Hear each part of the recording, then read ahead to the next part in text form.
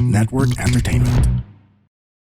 Hello to everyone all over the world. Magkakasama na naman tayo sa isang gabing puno ng kwentuhan, tawanan, and mapusong usapan. Dito pa rin sa Ganito Kasi Yan, powered by the Pod Network.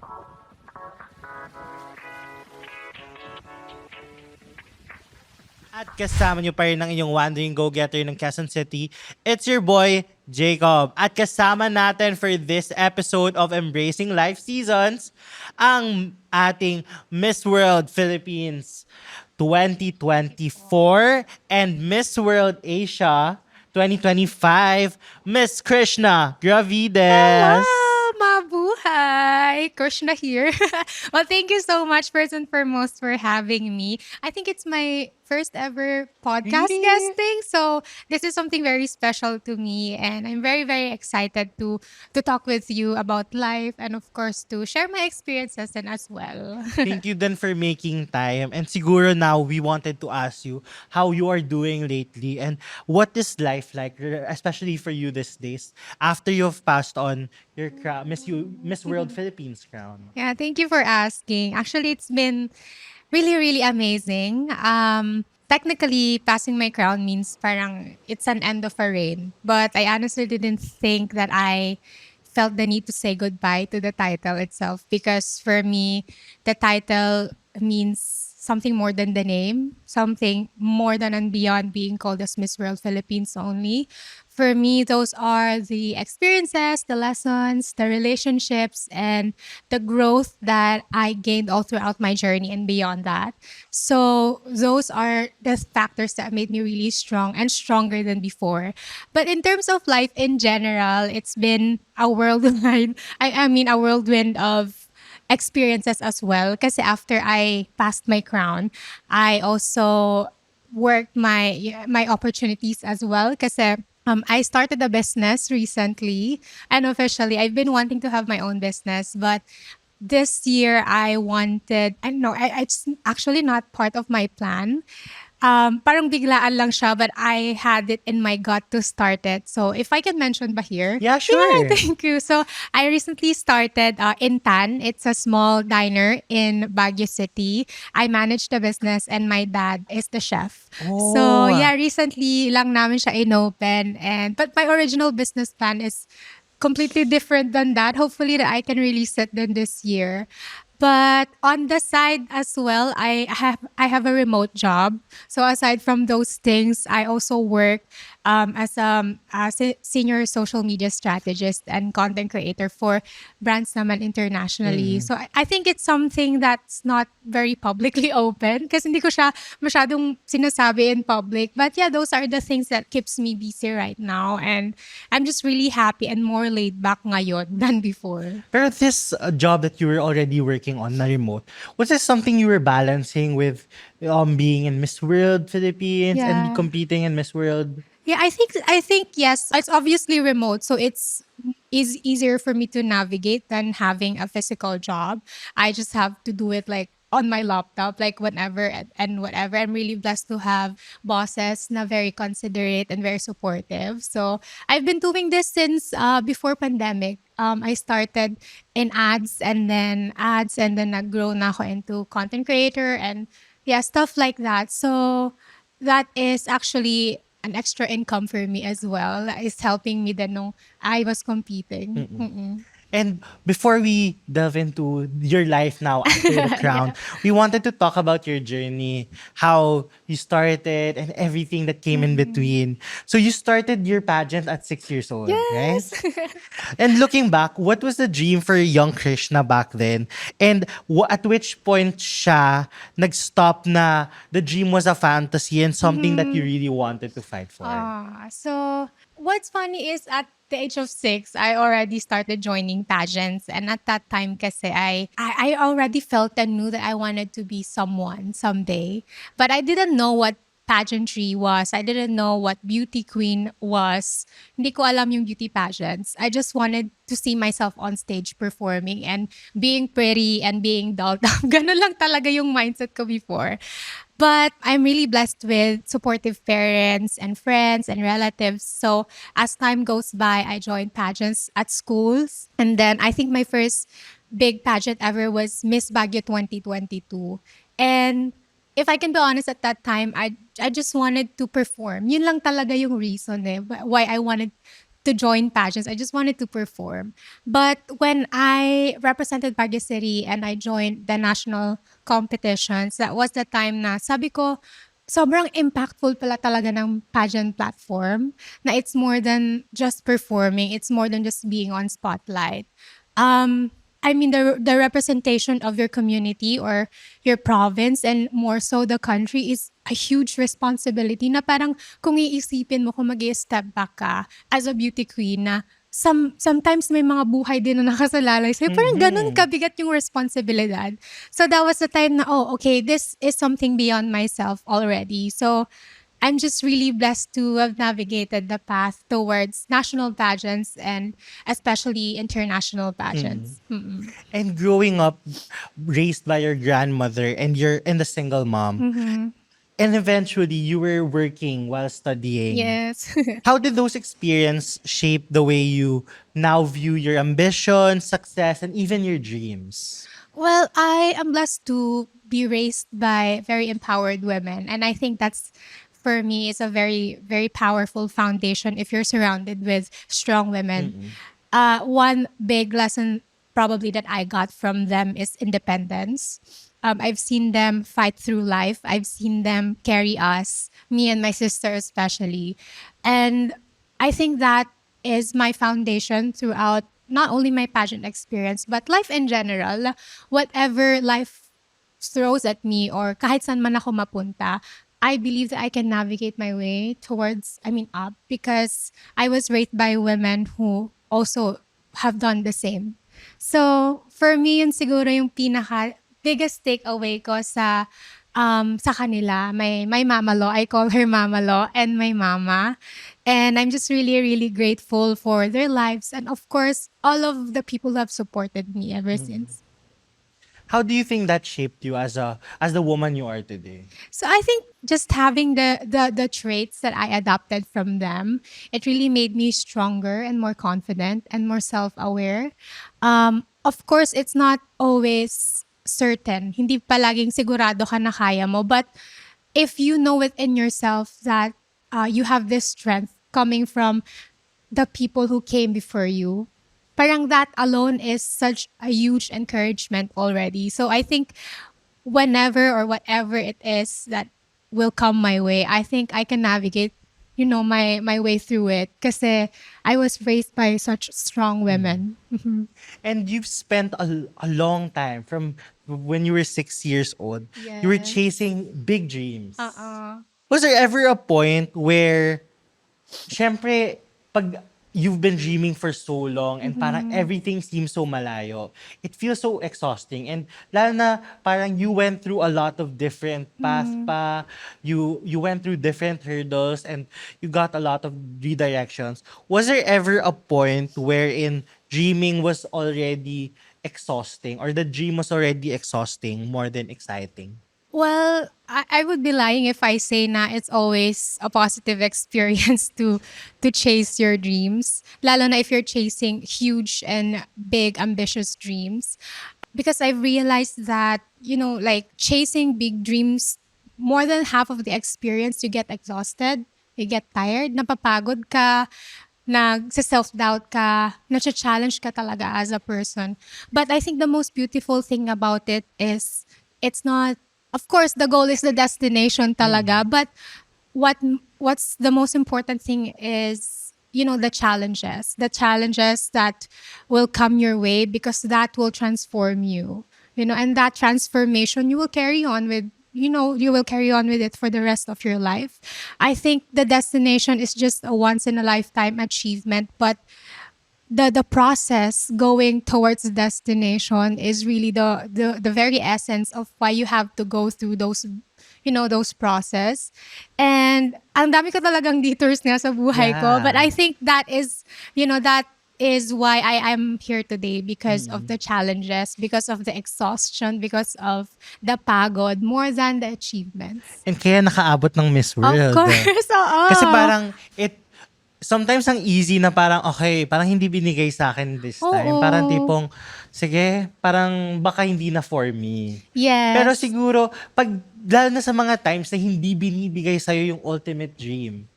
Lalo na pag kunwari, there were a lot of times in your career, in your journey na parang, there's that ultimate star you were chasing. Tapos parang biglang, parang there was something else that was in store for you during that journey. How do you cope with that? Na parang, there's that grief of, hindi ko to nakuha eh. Pero, there's that sense also na, okay, may binigay sa akin. How do I learn to accept this? How do you try to merge and accept that the two are possible at the same time? Well, of course, acceptance talaga is the key. Pero it's easier said than done to accept that, that dream of yours that you've been chasing and chasing and chasing, tapos hindi mo pala ma-achieve. Of course, it's sad. Diba? Kailangan, and you have to acknowledge your feelings na that there's grief and there's sadness from it. But at the end of the day, you can only have yourself to help yourself. So, ako, what I did was, before I even stepped in India or for Miss World or before every stage that I step into, I manage my expectations talaga.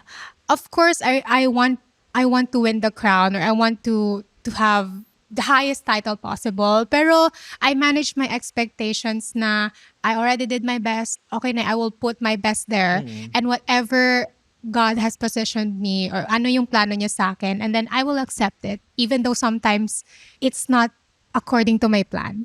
So, ayun for me yung pinaka best way for us to cope with, not getting the things that we want. I think just before going in there, you have to manage your expectations. Para 'di ba sabi nga nila, less disappointments din. Pero hindi ba also difficult yun? Kasi parang sometimes you really want to aim for the highest, the Yes. biggest. Pero how do you manage to do that while also being like, okay, as long as I did my best, okay na to. I feel like be present. Be present. For example, when I competed in India, it's a month-long competition. And ang daming rounds, ang ang daming mga events. Ang daming fast track. Nakala mo ba nasa kami? Reality Oo. show kami, ganun. Pero it was a very amazing experience.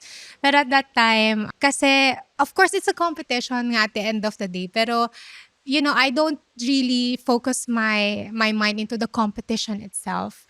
Ina-ask ko yung sarili ko, like, every day that I wake up, what is something that I can learn from, or I can learn today from my sisters? Of course, it's a very rare opportunity to be in the same room with more than 100 girls from different Yeah. countries. Sobrang rare lang nun. And at that time, sabi ko, I am not only here for the competition. I am here to learn a certain culture or a certain behavior from their society or whatsoever that I can learn from them. So, ayun siguro, I just made myself present at that time na sa end of this month, we will have the coronation night.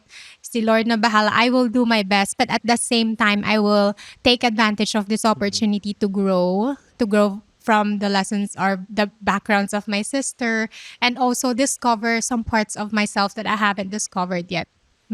So what is something na parang you'd say na you left the Philippines as this person and you came back from India as this person? What's the certain siguro change or parang change in mindset, perspective that you got when you competed in India?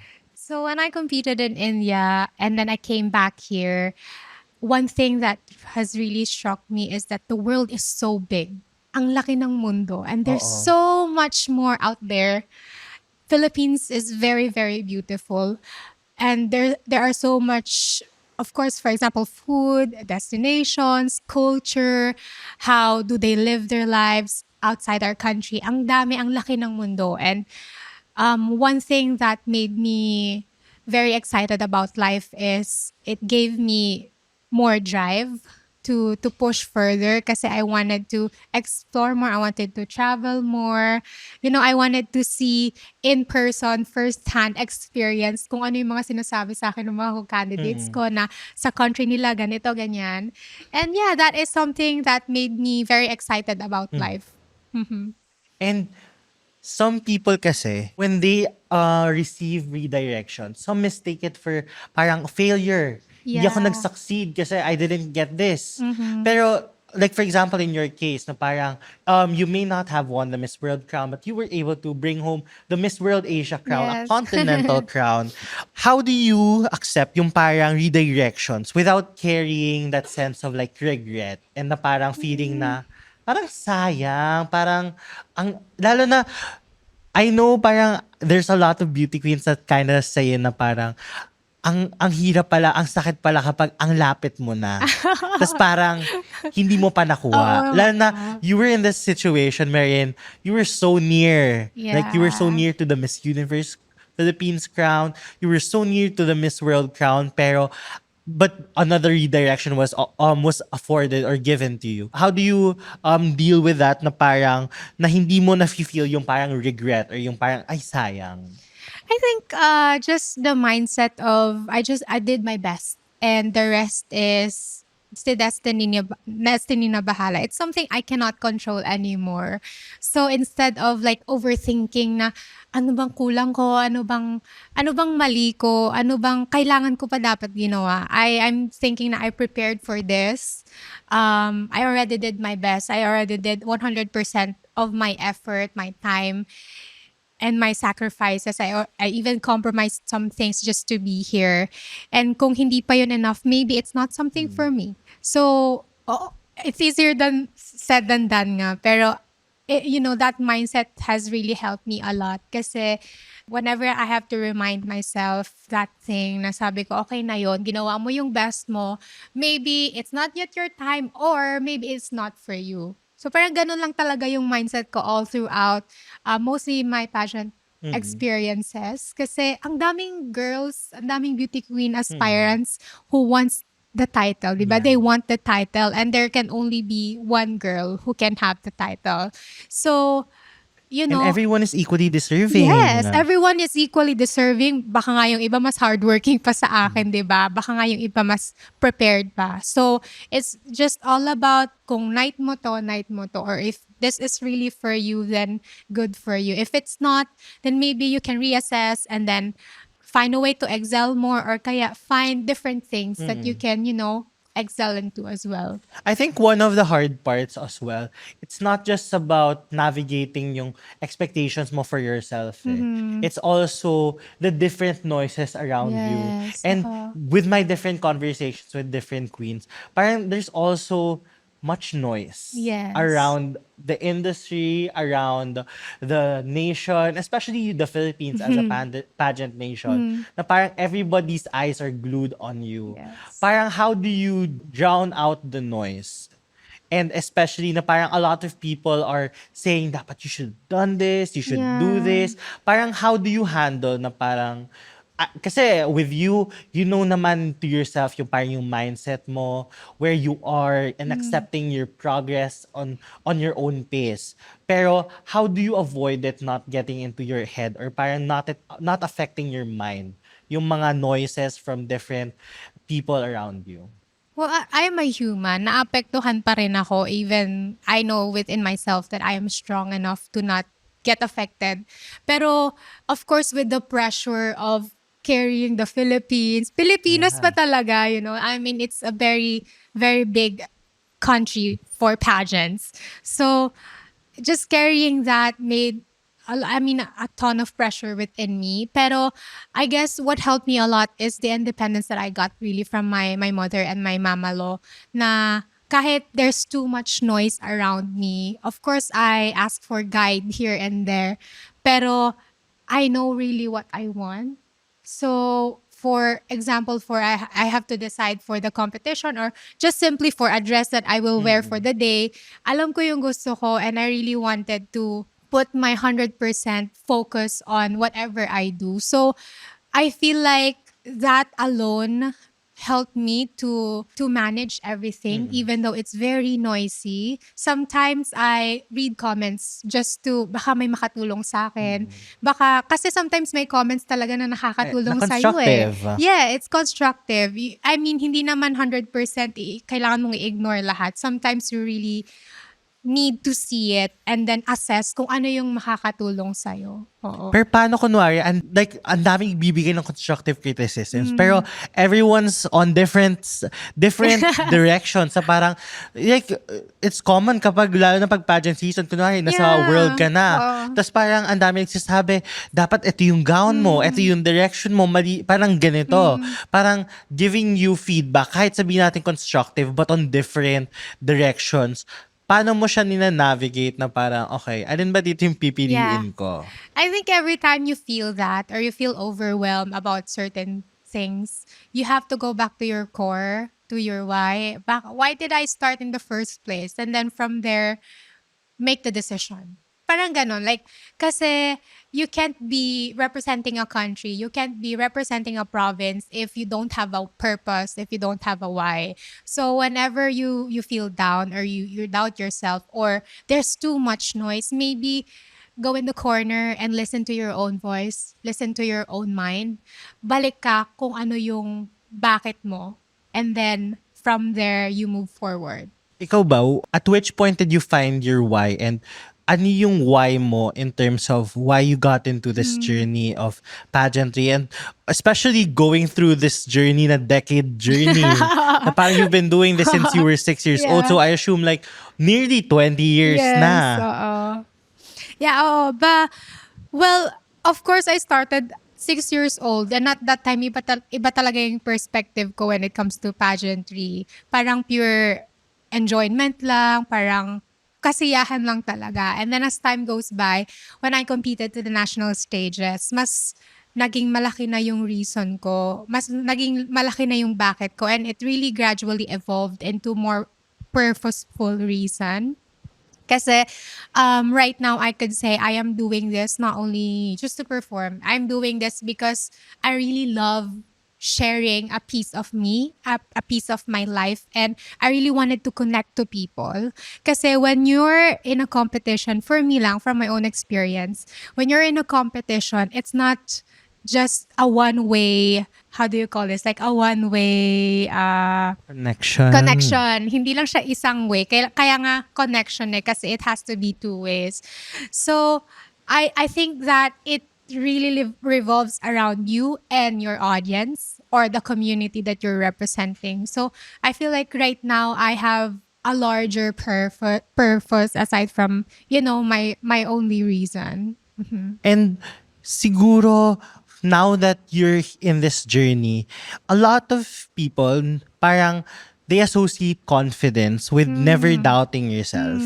But of course, there will always be phases wherein parang yung confidence mo, it's not at the Yes. 100. Na parang there's that doubt in yourself. How do you navigate yung confidence mo? Or what does confidence looks like in times of uncertainty and when you're emotionally overwhelmed or tired? Before, I thought confidence is being the best in the room, or for example, being the best speaker, being being the best. Parang being the most secure. Parang ganon yung thinking ko of confidence before. But looking at the very successful beauty queens or public figures, let's say in businessman or kung anumang industry, there's something common that I noticed about them. It's just they show up every time, even though they're afraid, even though they're scared. Sabi nga nila sometimes when they are scared, that's their go signal. So parang for me, confidence is equals to showing up. Na kahit doesn't mean na you're confident, doesn't mean na 100% sure ka na kayang-kaya mo. Sometimes confidence, or most of the time, confidence means just saying yes to an opportunity, even though you don't know what you're doing. Kasi sometimes you'll just figure it out when you're there. Eh. So just show up every time, kasi that will also be the building blocks towards, the better or best version of yourself. Ang ganda nun. Kasi parang, ang ganda ng change on the perspective na Yeah. ng confidence. Kasi, at some point din may isip mo din na confidence isn't just about comparing yourself Yes. to others, but it's also about feeling whole with yourself na whoever I'm standing beside with, parang kahit itabi mo ko dun sa parang tipong Miss Universe, hindi ka kakabahan na you're confident in what you can deliver. Yes, oo. Of course, ganun talaga. Most of the time you will be challenged, especially in our industry, na may mga taong makakasama ka na napapanood mo lang sa TV before, or parang the people that you really look up to, and then nandiyan na sila sa tabi mo, 'di ba? But it will make you realize how far you've come sa life, and it will really humble you. Kaya ayan, it's just really amazing to experience that. Pero siguro question lang. A quick question lang on that. Mayroon ka pa bang mga na-starstruck ka ng mga, oh my gosh, I'm standing beside this person? Who? There's a lot. Grabe. Of course, my beauty queen inspiration, si Pia, si Catriona. Of course, our legendary Pero beauty yung queens. year na you competed, that was the one Pia hosted ba? Or it was the year after? The year before, I think. Yung kay Celeste. Yes. Yeah, tama, si Celeste. In our year, it was Michelle D who won. Yeah. Kasi I think ang host nun is si Alden Richards. Yeah. Yes. Ito yung So, sabi niya, Baguio. Yung gano'n. Baguio. Parang yung Oo. siya, ang dami yung energy. Siya yun, yung time na yun. Di ba naalala mo yun? Actually. Diba? Yeah. Oo. Kaya pag may nakakakita sa akin minsan, Baguio. gumagano sila. So, at tapos maaalala ko si Alden pala, may pasimulan. Pero how does it feel na from being a candidate, you already have your own journey as being a host ng pageant? Kasi Yeah. I remember you hosted MGI. Yes, grabe. Philippines. Nakakaloka minsan. Hindi pa rin nagsisink in sa akin how things were so fast. Parang in a span of, I think, 4 years, I experienced judging in different provinces. Nag-iikot ako ng Pilipinas to judge a pageant, host a pageant, and eventually hosted Miss Grand Philippines. Parang sometimes I can't even believe na nangyayari yon. And I'm just really thankful to have been given that opportunity kasi sobrang rare lang talaga nun. Like, not all people can experience that. Kaya it's a reminder for me to be humble, to be grateful, and to make the most out of every moment. And na kahit gaano kadaming obstacles na yung nangyari, parang you were still farther than where you started. Oo. And siguro ito, parang we were talking about it the entire conversation na we were focused on how you handle the detours, saying yes to all the detours. Were there detours in your life you said no to? Yes, of course. Kasi I feel like if it will not serve my purpose, if my purpose is not there, then I have to say no. Kasi if it doesn't align with my values, my principles as a person, or if it's holding me back, then I think that's the signal for me to probably redirect or reassess my journey or my path. There are some things that I really need to consider, and may mga mahirap din na decisions na ginawa ko. But it just made me stronger, stronger to set boundaries, stronger to say no, stronger to see my worth as a person.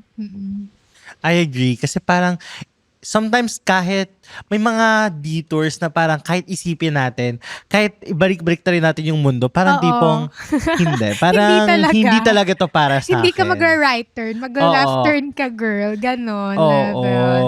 levels. And you seem pretty hopeful talaga. Na parang whatever life throws at you, okay, bounce back. Kung hindi man ibigay sa akin ngayon, okay, bawi next time. And then Oo. stand up again. And Yes. but do hopeful people get tired too? And when things don't align the way you want to, where do you anchor that hope that things will be better, that things will turn out well, and you will still be where you want to be? I go home. Yun, I go home talaga. Kasi my families, especially my dogs, sila talaga yung anchor ko and everything that I do. It's, of course, thank you for saying na I seem to be hopeful. And I think I'm very, very hopeful about life because I started to be independent at a very young age. Parang I think 14, 15 at that time I learned to be independent. And maraming times na napapagod talaga, and hopeful people don't always like say yes and yes and yes and yes. I think hopeful people knows that giving yourself grace, giving yourself a rest or a pause is part of your growth.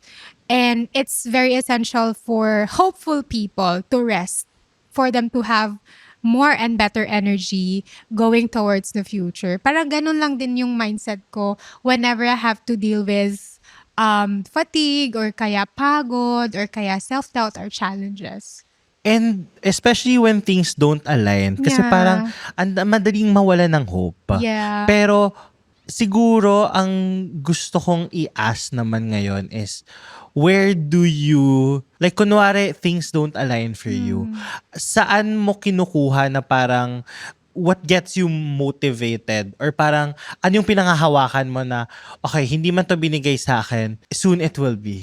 Yeah, I feel like it comes from the trait of me na, yes, I'm very ambitious, but I am also very chill and laid back.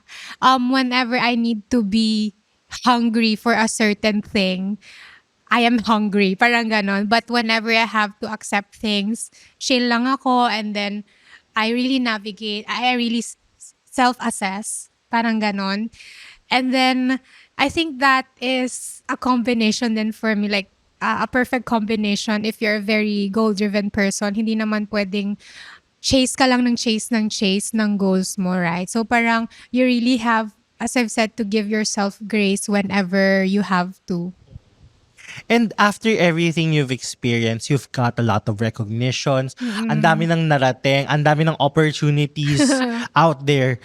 And now, now that you're passed on the crown and now you're exploring directions after your international pageant, who do you think is Krishna now outside of the crown? And ano yung parang future mo that feels that that is most aligned to who you want to become and who you're becoming? Oh, I think Krishna now is intentional. When I was young and years before, of course, I was still figuring out things. But right now, with all the experiences that I gathered from my pageant experience, the entertainment industry experience, and life in general, I feel like now I am more secure of myself. I know what I want in life. I know where to place myself in these aspects of my life. I am handling a lot of things outside pageantry, and I think that's a very beautiful journey for me as well. Because I don't want to be known as a beauty queen lang, I wanted to be an inspiration for others as well that are pursuing other things as well other than pageantry. Because sometimes a lot of young people, what is really making my heart melt is a lot of young people are messaging me and sabi nila na they are thanking me for being an inspiration daw for them to also work harder ganyan, because I was a working student and then now I am a beauty queen. So parang it's a beautiful journey daw that they get inspired with. So I think that is one beautiful thing that I have gained in my pageant experience. Parang siyang parang siyang inspiration na even if you're struggling right now, things will be better one Yes, day. oo. Parang as long as you put your heart, your effort, Yes. and your soul into what you do, things will get better. Yes, that's correct. I agree. This one artista that I actually posted this on my Instagram. Kasi Who's before, this? it's Janine Gutierrez. Before, Wait lang. Parang nakikita ko siya sa'yo. ano ba? Actually. Thank you so much. Do Thank people you for say some- it? Do people say that? Yes, oo. Sabi Oh, nila, may actually, resemblance daw kami ni Janine. Parang kanina ko kasi- pa iniisip kung Kung sino. sino Tapos ka biglang, ba? parang, wait lang, parang may something on the tip of my tongue eh. Biglang, buti na sinabi mo. Okay. Oo, pero yeah, thank you so much. It's an honor to be a kamukha of Miss Janine. But yes, going back to the story nga, kasi as you've mentioned, parang it's a beautiful journey to see yourself from before to now. And I think Miss Janine Gutierrez is a reminder for me because way back before, years before, I was a high school student pa. I was working as a service crew member in a fast food chain. Tapos I was taking orders and then si Miss Janine yung customer. Oh. Yes, and then Ang full circle moment. tapos sabi niya, sa drive-thru yon tapos nag-order siya. Tapos tinitingnan niya ako, sabi niya, pwede kang mag-beauty queen. Tapos nag-mention siya ng pageant na sasalihan ko. Tapos nung time na Nasalihan mo pa talaga? Actually, hindi yung specific na pageant na yon. Sabi niya, if I can mention is sabi niya, pwede ka magbinibining Pilipinas. Sabi niya. So, nung time na yon, syempre wala naman sa utak ko rin na mag-pageant ulit. What year was this? That was, I think, 2018? 2018, yes. Tapos wala pa sa utak ko noon na mag-pageant ulit. Kasi I was working, I was a student. And then, just last year, I met her again. Mention mo. Yes, sabi ko, na-mention ko sa kanya. And I even posted this and then nag-comment din siya. And it was a really full circle moment nga, di ba? Na-manifest niya pala. Oo, Parang may mga grabe. ganyan palang manifestation that works. Naiyak nga ako ng time na yun kasi I attended an event and then nakita ko siya and the first thing that came into my mind was that moment. Nasabi ko, grabe, I was thanking God. Nasabi ko, God, thank you for letting me experience this beautiful life. Napaganon na lang ako. Kasi, it's beautiful to meet the people as well that you somehow manifested your journey, di ba? Grabe din, no? Full circle moment. Parang tipong, yung kamukha mo pa nagsabi na, okay, pwede ka mag-beauty queen. Oo. Tapos biglang, ayun, na-manifest niya talaga. And now, if younger Krishna, the girl who was joining pageants at 6 years old, could see your life now, what do you think would make her most emotional and most proud? Ooh, sana hindi ako maiyak. Charot. Joke lang. Pero I think the young Krishna had come a long way. I mean, the Krishna now had come a long way. But aside from chasing her dreams and fending for herself and for her family and for the people that she loves, I think the most beautiful thing that she will be most emotional with is having to represent a very beautiful community and actually connecting with people. Who would have known na parang before I was just busy surviving and living life and minding my own business. Tapos ngayon I get to have a heart-to-heart talk with my community, with very inspirational people, the people that I look up to. Na ngayon I'm just really, really grateful to see where I'm at. And I know that she's proud of me. And I hope that I can make her proud pa in the near future or like for the years to come.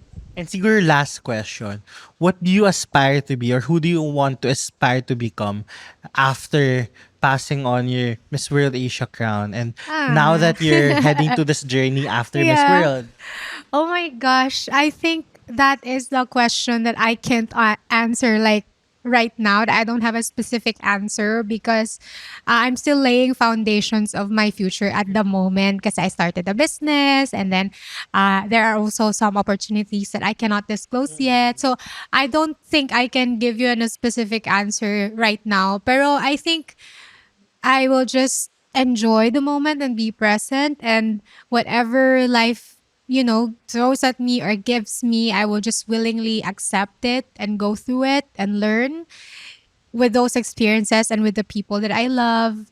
Siguro yun lang right now. I'm just really laid back and I'm just enjoying life because for the past 4 to 5 years, I've been hustling and training and preparing for a competition. Parang so may adjustments then after I passed my Miss World Philippines crown kasi parang hindi na kasing hectic as before na you really have to wake up 5 a.m. para lang, to go on with your day. And I think right now I'm just really self-assessing and laying my foundation. So I hope that everything will go well as well in the future para I have more to share. I have more to share. I have more to experience then. Actually, I had a conversation with Myrna yesterday, Miss International. Myrna! Yeah. Oo. And parang nandun din sa, medyo similar, common yung Yeah, face ninyo. Parang it's really common parang for beauty queens na Oo. parang ano na talaga, nag big four na parang Yes. tipong, okay, parang where am I going after this? Oo. Parang may talagang wait a moment talaga na tipong, okay, parang eto talaga kailangan pag-isipan, Oo. discernment and Kaya everything. nga, sabi nga nila parang somehow may identity crisis ka after. And I Yeah. feel like some point of after I passed the crown, parang may ganong feeling na sabi ko, ano bang gagawin ko? But then again, I look back and then I have so many things that I can work around with. So, ang daming opportunities na pwede kong gawin or pwede kong tahakin. And I don't wanna waste it. So, parang ngayon, I'm just really saying yes to any opportunities that I can get, especially when it's beneficial as to my growth as well as a person. I love that. And we are excited to whatever is to come in your journey, Miss Krishna. so And siguro, much. ito na, before we end this episode, ito na yung space mo to already talk about like, what are you working on, where can they follow you, and and the advocacies that you work with and what you want to Yes. promote. Thank you very much. First and foremost, thank you so much to Ganito Kasi Yan podcast for inviting me here and giving me the platform to share a bit of my life. But if you want to follow me more, my Instagram, my Facebook, or all of my social media accounts are Krishna Gravidas.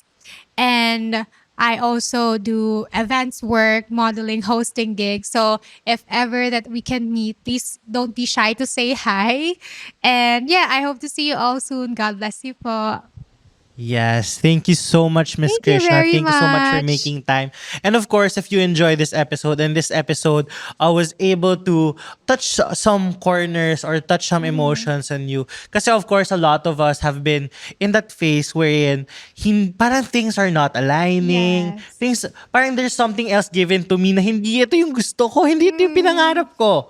But siguro this conversation will allow people to realize na sometimes hindi binibigay kung ano yung ine-expect natin, but there's a lot to appreciate Yes.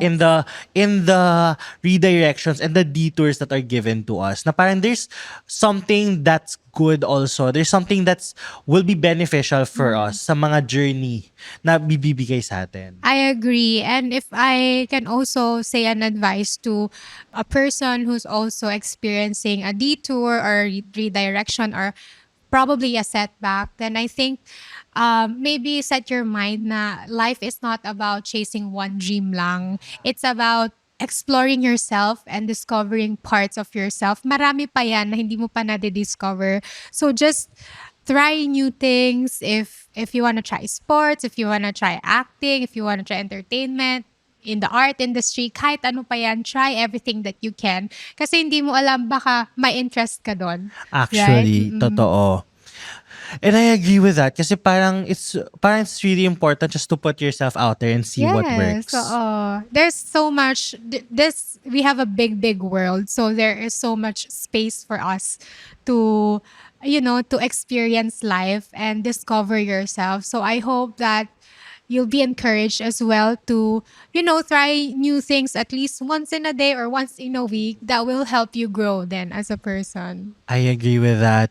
And thank you so much, Thank Miss you. Krishna. And if you like this episode and you want to share it on your Instagram story, share with us your insights. You may do so and use the hashtag GKYXKrishna.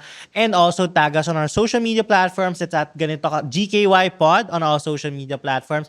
And ako naman, the Charles Jacob on all social media platforms. And wag natin kakalimutan na whatever life throws at us, whatever hurdles we face, laban lang and accept tayo. But also, important then to assess which ones are for us and not for us. At ito pa rin ang Ganito Kasi Yan.